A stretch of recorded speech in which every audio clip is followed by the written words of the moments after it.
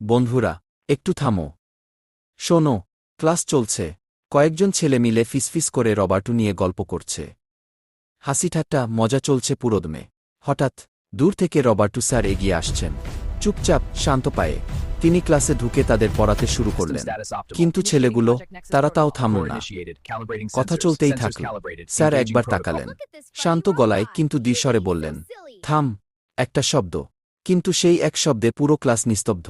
তারপর sir pocket থেকে একটা ছোট ডায়েরি বের করলেন। এগিয়ে দিলেন তাদের দিকে। এটা নাও, মন দিয়ে পড়ো। রবার্টুরা ডায়েরিটা খুলল। পাতা উল্টাতে উল্টাতে চোখ বড় বড় হয়ে গেল। ভেতরে লেখা কিছু শোনার মতো টিপস, জীবন বদলে দেওয়ার মতো সহজ কিন্তু গভীর কথা। পড়তে পড়তে তাদের মনটা ভারী হয়ে উঠল। লজ্জা হল, আর সেই সাথে একটা নতুন আলো জ্বলে উঠল চোখে। স্যার বললেন, এই টিপসগুলো তোমাদের সবচেয়ে বড় শিক্ষক। যতদিন না মন দিয়ে পড়বে ততদিন ক্লাসে কথা বলার সময় পাবে না।